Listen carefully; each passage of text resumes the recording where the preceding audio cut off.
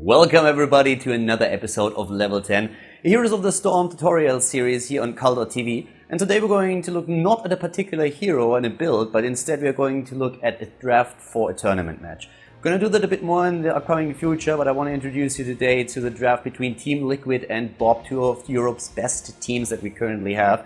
And we are going to analyze a bit why exactly they drafted certain heroes and what their plan was going into the game and how to understand that watching a pro match.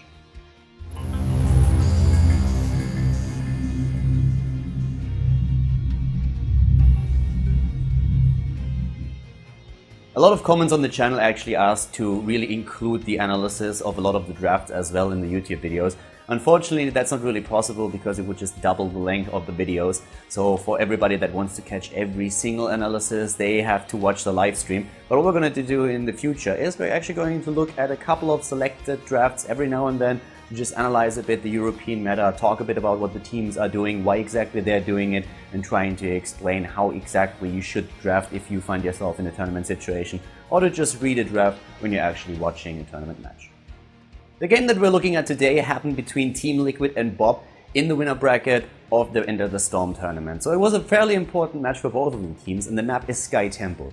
And that is already extremely important, since there's a lot of heroes and a lot of compositions that certain teams want to play on a map. And we're currently looking at a very specific draft here today. So it's not really representative for the entire European scene, it's more something where you can show certain things that I would like to share with you today. And in the near future then, when we're having more episodes with drafts and also some basic drafting strategies for the European tournament scene, then you're going to find out about how exactly that differs from what we're looking at today and how to really select between these things. Going into the series, the one thing that is really important for you to note is that one of TeamLiquid's favorite drafts for Sky Temple is Abathur with Illidan and also the Lost Vikings. They're extremely strong at playing that. It's very out of meta for a lot of other scenes, and it's also one of the things that basically only TeamLiquid really loves to play on this map, and they're extremely strong at it. They lost only one match that I can recall with this particular strategy on the map, and that was against MVP Black at PAX Prime. So a very successful strategy for them that evolves around a lot of soaking experience, as you can already imagine. With Abathur, you always try to go out the opposite lane of where the temples spawn. The same is also true with the Vikings, where you're trying to soak experience on the lanes. And then later on in the game, when they established a lead in talents and of course also in levels, they usually try to take these fights and bring them to your opponent. But up to that point, they can always choose, do we really take the fight or do we just go back on lane, retreat for now, soak experience, try to get ahead, split our team up to get the temples. So they're very flexible with what they do, and they are very known for exactly this strategy in Europe, which is actually why BOB reacted the way they did when the draft started. Now at the start of the draft we have of course for both of the teams one ban, and in this case it was TeamLiquid that banned first. And they immediately banned out Zeratul, and that's actually very interesting already to note, since they have a very strong Zeratul player and usually try to pick up Zeratul. But as I explained before, on this map now in particular, they try to run a different strategy and they use Black Scrub on Illidan instead, and they don't want to go up against Zeratul. It can really harm them, not only with just sneaking up behind Abathur for example, but also of course when it comes to the Void Prison, really disrupting the entire flow. So they ban Abathur out first, which is fairly regular. Usually it's the second team that bans out Abathur, but in this case, for the reasons that I just explained, they try to get rid of the hero right away. And BOB does know something that is quite smart. They know of course exactly what TeamLiquid is trying to do here, we've talked about it before. So their ban targets exactly that strategy. So it's a targeted ban, not really a meta hero ban, where they could have potentially banned out, for example, just simply, let's say, Leoric. They could have also banned out one of the damage dealers if they preferred that. But they said, in this case, we want to ban out Abathur. We know that's a big part of their composition. Illidan plus Abathur in those fights is going to be absolutely brutal to go up against. We also don't want him to soak experience on the opposite lanes. So we are getting rid of Abathur and already trying to specifically destroy the composition that TeamLiquid is playing. After the ban on Abathur, TeamLiquid had the first pick. And now they did something that is extremely popular these days. They picked Uther first. And that's a very, very smart choice already. One of the heroes that you can pick these days, of course, as a healer, like the most preferred healer, is Uther. And he brings a couple of things to the table that TeamLiquid in this case really highly favors. First of all, he's of course a great protector for any kind of melee assassin out there. The Divine Shield is amazing to keep an Illidan alive. The same goes also for a Kerrigan, and even as well for Zeratul. You have a shield that you can use on level 4, and you have with Benediction on level 16, then also a tool that allows you to get a huge burst heal out there. The cooldowns on Uther are rather high, but still, he brings a lot of things to the table, and even when he dies, that Ghost has so low cooldowns on the heal that you can keep anybody alive. So first of all, with that pick, they pick him away from Bob, who really loves to go into an early Uther. Bob usually plays either Uther or Karazhan. That's currently their two preferred heroes when it comes to the support line. But in this case, TeamLiquid picks him up already, and that's amazing for them. They are already leaning towards an Illidan composition. We know that from the start. So Illidan together with the Divine Shield would be great for them, and it's a great healer just in, like, even isolated. He's absolutely amazing right now, and is oftentimes even first picked on the European server.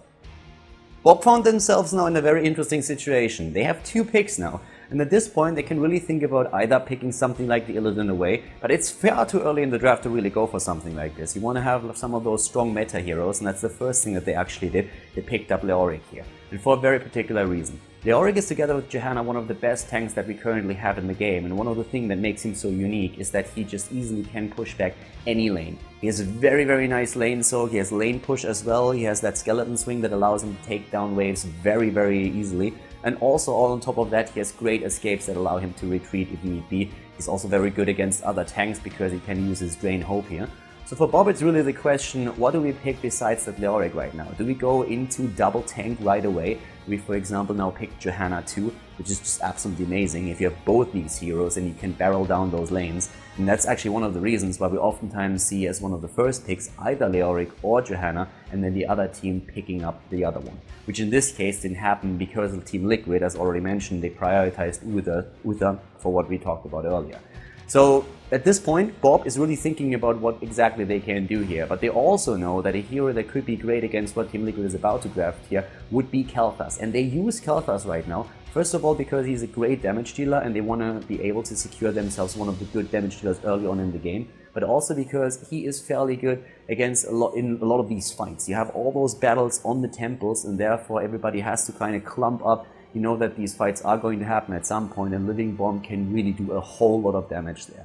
They have, of course, other options when it comes to the damage dealers, but Kael'thas is currently on the European server one of the preferred damage dealers, and so they pick next to Leoric Kael'thas up just to have enough damage then later on in those team fights. And exactly this is when TeamLiquid decided to go extremely aggressive. They know, of course, that if they don't pick a hero like Illidan, that there is a good chance that Bob heads on in the next ban and bans him out. So TeamLiquid goes all out at this point. They're showing their cards. They're saying, okay, we want to be super aggressive here, and they pick Tyrael together with Illidan. That's a very aggressive combination, because if you go for Judgment with Tyrael, which usually with an Illidan composition you will do, then Tyrael can go in with Judgment, and you have Illidan jumping after him, and the two tanks together try to disrupt the backline and take down a target, like for example Kael'thas.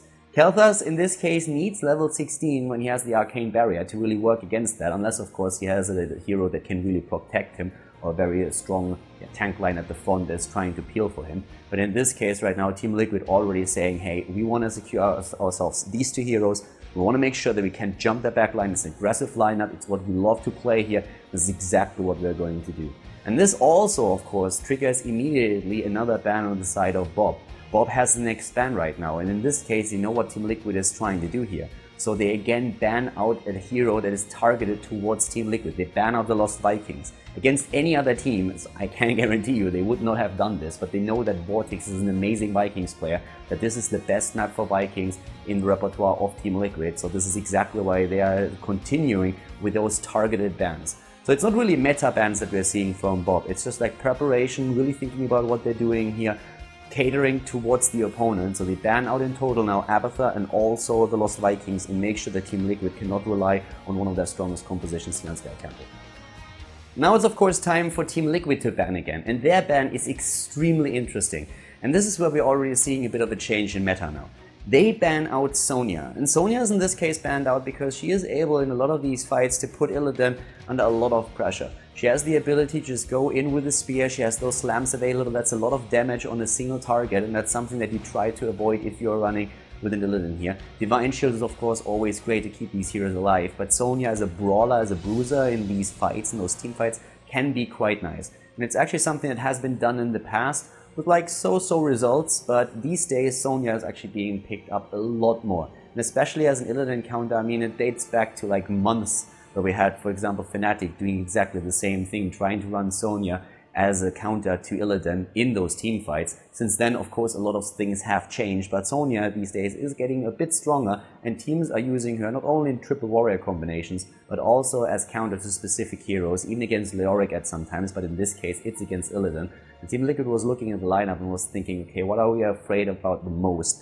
There's of course always the problem that you might get locked down by your opponent's stuns, but in this case there weren't too many available yet really to Bob, only the gravity laps on the side of Khaldor, but they are pretty sure that they can deal with this. So they ban out Sonya, had probably also a couple of scrims running where they were running into problems with the Sonya, so a targeted ban or a meta ban, and well, it's going to be pretty interesting to see how popular Sonya is going to become in the upcoming months. Continuing with the draft, Bob had now a double pick. And this is where they really have to think about, okay, what exactly are we going to do? And they have a couple of options. The first thing, of course, that they kind of need in these meta these days is a second tank. And there are a few options out there for them. First of all, they could go into a Johanna. That would give them Johanna plus Leoric and actually a lot of pushing power. She's also quite strong when it comes to kind of try and make sure that Illidan doesn't get too many hits in. Illidan, as you know, relies heavily on his passive. And if you have Shield Glare, then you can make sure that he's missing a few of his auto attacks, which is exactly what triggers the passive. So Johanna would have been a great opportunity for them, but instead they do something different. They go into Arthas, which is really strong when it comes to his hit point pool, and you have also quite a bit of utility. We've seen a lot of Arthas running with Syndagosa these days, but you can also run the Army of the Dead still if you want to maintain that tankiness, and that is something that they can do now here. Arthas is also quite nice against Illidan because he slows him down. He has the Howling Blast that allows him to lock Illidan in place, and also the Frozen Aura that he has. It can be real nice. Frozen Tempest if Illidan tries to jump in, slows him down, and you can always try to just like lock him down and with the Howling Blast. And let's not forget about Frostman. If you go for Frostman feats then later on for the additional damage, a lot of teams of course take on level 4 still the Destruction talent, then later on 13 we've seen a lot of Biting Cold, and depending on how well you manage to keep yourself alive, we've seen Frostman feats on level 16, and that helps you to put a lot of damage on a single target as well. And if you're going up against an Illidan composition, it's oftentimes about locking the melee assassin down and trying to annihilate him here. So they decide to go, in this case, into Arthas, which can really help him a lot with this. And as their healer, they take now Karazhan. And that might be a bit of a surprise to people that are already, well, kind of used to the NA meta, because Karazhan currently doesn't really play a big role over there. But it's one of those healers that, as I mentioned before, Bob is valuing very, very highly. Bakery is probably the best player for the Monk for Karazhan on the European server right now. His Divine Palms are absolutely clutch, he always gets them out in time, and he knows exactly how to play the hero. And this is something what he's trying to do right now. He's the one who really has to cater to their needs. He needs to keep everybody alive, and of course especially the damage dealers. Divine Palm is going to help him with that. He also has that shield available on level 4. There's a couple of options of what he can really do here depending on his build. And this is exactly what Bob has been doing for a long time right now, very successfully. They had a few other options here for healers as well. Another burst healer that they could have used in this case would have been Rhaegar, of course, with an ancestral healing. But given the success that Bob has and their personal preferences, of course, they go into Karazhan for the heals. Now Liquid at this point has, of course, the last two picks. And they decide to finally pick up Johanna. In any other draft, we would have seen Johanna picked by now already, but as I mentioned, I chose this series for a very specific reason. I just wanted to show exactly how the current meta works, but also how important target bans against the specific teams are. So Johanna finally finds her way into the matchup and is picked by TeamLiquid. They of course want to make sure that they have another strong tank next to Tyrael, and Johanna is amazing for that. As I talked about most of the reasons already when we were analyzing a little bit what Bob could have done here. They chose to go for Arthas instead, but Johanna is now of course the choice of TeamLiquid. And for damage, they decide to play Vala. And Vala is very, very good with Illidan as well. First of all, she's of course very flexible in the way that she can be played. Auto attack build, the arrow build, and also the multi-shot build are all completely viable depending on which composition you are playing with. And in this case, it's also that they are trying to rely on a hero that is able to give them a stable damage output. And Vala is really, really good for this. She can poke a whole lot, and she also has, of course, the ability to just get that damage constantly out there. And what's even more important, she has a very nice escape. So that's one of the things that she has in comparison to, for example, Reyna, who is still a very, very good damage dealer, but he just doesn't have that escape, and once he's caught out of position, you are in a lot of trouble. So Vala is the weapon of choice here on the side of TeamLiquid, and let's not forget that with that strafe, you have a very good damage output that you can use while Illidan is trying to disrupt and distract the opponent's team. Well-rounded setup therefore for TeamLiquid. A great melee assassin here. They have a double tank set up, a good healer in the back line to keep him alive. and keep basically everybody alive here, and then Vala for additional range damage. So a very nice choice here for Team Liquid, and a draft that they were probably pretty happy with. We're of course still missing one hero in the setup for Team BOB. And in this case, they made a choice. They had to think about, okay, what do we have? We have 2 great tanks already, we have a nice healer, we have a damage dealer that spikes at level 13 with most of his damage that he can get in there. But we still need something else on top of that. Now they could have chosen to go, for example, even into Nazebo, they could have gone into Jaina. There's a couple of options of what they could have done here, but what they were looking for is damage on a single target. A bit of single target damage, reliable damage, and there is just very little out there that's better than Reyna. Reyna is getting very popular again these days. There were of course a couple of changes just in general. He's being played with seasoned marksmen a lot, but you also see him with Give Me More on level 1. It really depends highly on the map that you play. And if you can keep him alive, then it's an amazing hero. He oftentimes ends up with the most damage over the duration of the game, since he has just such an incredible output, especially once that he reaches the Storm talents on level 20, where he gets Nexus Frenzy and gets even more auto attacks out there. So he's a great choice in this case. BOB has to make sure that they keep him alive, and that's where their setup is particularly good. I mean, they have right now, if you look at their tank line, 2 tanks that are not really the best when it comes to diving the opponent, but they're very good when you're trying to keep your own backline safe and when you expect that your opponent is jumping into you, and that's exactly what Team Liquid's lineup is designed for. So in this entire draft, BOB was trying to take away what makes Team Liquid very unique on this map. They banned out Avatar, they banned out also the Lost Vikings, and now have a composition where they have a very, very potent core, a very strong tank line, and also, of course, a lot of very good damage dealers. As long as they can protect those, they stand a very good chance in those team fights to take down Team Liquid. For Team Liquid, there's a lot about momentum. If they start to get the momentum with their setup, jumping in with Tyrael and also with Illidan, then BOB is in trouble. So it's all about, can you snowball that at this point? Because if you have to retreat because one of your heroes gets blown to pieces at the beginning of the fight, then Team Liquid is just going to chase them down one after another. You can't run away from an Illidan. That usually doesn't work. So in this case, both of the teams with a very solid setup. And I mean, draft is only one thing. You actually have to play the match then, of course. So you can't really give, well, you can give advantages, of course, to certain drafts. In this case, both of the teams have very solid ones. It just depends on who exactly gets ahead here. If, for example, Team Liquid has mentioned snowballs, then it's going to be very difficult for BOB to come back into it. If BOB, on the other hand, has very good team coordination, can survive until Kalthas is level 13, make sure that Reyna is not getting picked off by the opponent's team at the beginning of the fight, then they have a very solid chance to really take these fights by locking down Illidan or attempting to. And that's also where, then again, the healer on the side of Team Liquid comes into play with the Divine Shield. So just a little bit of food for thought here today, as one of the first episodes we want to talk a bit about meta. In the future, I'm going to explain also a bit more about just basic draft strategies, but for today I just wanted to give you a bit of an example here.